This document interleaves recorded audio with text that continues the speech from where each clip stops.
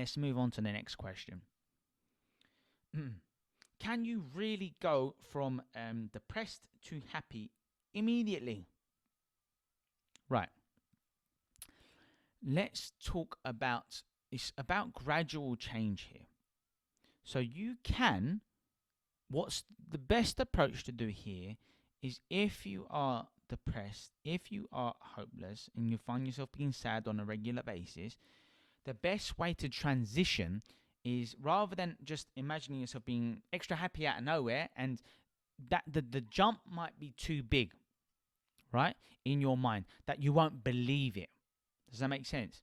You know, if you've never, if I'm talking to someone that they've never made $2,000 a month in their life, and I'm telling them to imagine themselves achieving $500,000 a day, they're gonna, if I got them to visualize that success and seeing those facts and figures and living the kind of lifestyle that someone like that would live, they're gonna laugh. They're not gonna take it seriously. They're gonna just go along with emotion. They're not gonna emotionally invest in believing its ability to manifest, to arise, right? And you're not gonna cultivate it because you're not believing it, because you think this is silly. I'm imagining this. It's not gonna happen. And therefore, if you're only half invested in something, then you've always got a way out, right? You've got to burn your bridges, and therefore you won't leave the island. You're going to stay there. You've got no other option. And instead, to develop resiliency, you're going to want to go from depressed to sadness, to indifference, to calm, to peaceful, to joyous, to happy, to exhilarated, to ecstatic, whatever. There's a process, a spectrum. Just like the color of the rainbow, it's a spectrum. You don't want to go from here to here. The jumps can seem too much. And the reason why people struggle to make that jump is because the ego, there are layers of the ego, just like layers of the rainbow, that are in the way. So many obstacles. Because when you imagine going yourself from depressed to happy, then you start to think, oh, but the reason why I'm depressed is because that person let me down 5 years ago, and that person abandoned me, and that person took all this from me, and that person broke my self-esteem, my hope, and that person laughed at me when I tried this and that. And you're like, whoa, you're coming up with all these excuses and these reasons, and then you're just going back. You're giving yourself so many reasons that you're stacking up layers to support the depression. All because you're thinking the jump was too much. So instead, you're going to want to go from depressed to start, to change the meaning, the language that you're using with yourself, to change what memories mean to you.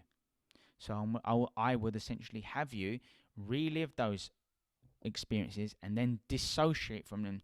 Take away the color, make it smaller in your mind's eye, maybe even give certain attributes to certain figures. If there's an authoritative figure who's been quite domineering and scary in your life, you can put a clown's hat on them and a clown nose and make them sound really silly, like Donald Duck or something, I don't know, and play around with what it means to you, and play around with the mental movie itself, and then poof, imagine it flicking it away into the distance, and then from the bottom arises an image of yourself being calm, and visualize yourself being calm, feeling relaxed, no nervous tension, no fear, no anger, which is fake confidence, which is a mask for a deeper layer of negativity and pain.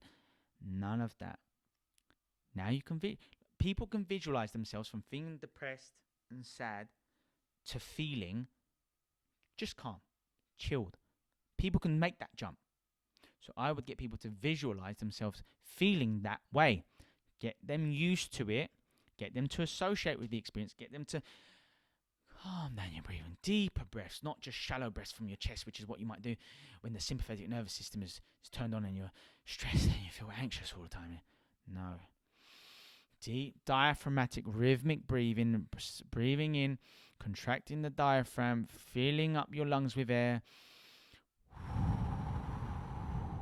Nice and relaxed, and visualize success, visualize calmness and serenity, visualize yourself amongst nature, relaxing. Go for a walk more often in nature, see the trees, see the sky, see the animals, put things into perspective. Realize that you are loved. Even if you don't feel like people in your life actually love you, you are loved by the greater intelligence. The very thing that's helping you to breathe, that's helping your heart to beat for you without your conscious awareness, that's enabling your millions of cells to essentially die but also be created in the very next moment, to create hundreds of thousands of chemical reactions within your cells at any given moment. And you do not have to do anything. You do not have to consciously work at digesting your food. Your bodily systems are doing it for you. And what's conducting that aliveness for you, that consciousness, it's the greater intelligence out there that's created life in all forms. And when you know that you are so deeply loved by this great intelligence, you feel whole. You feel more relaxed.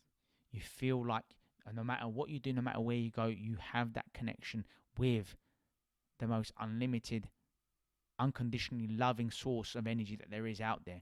It's the source that never runs dry. And when you feel connected and you feel guided and helped by that energy, it doesn't matter if people have betrayed you or let you down or turned their back on you and so on.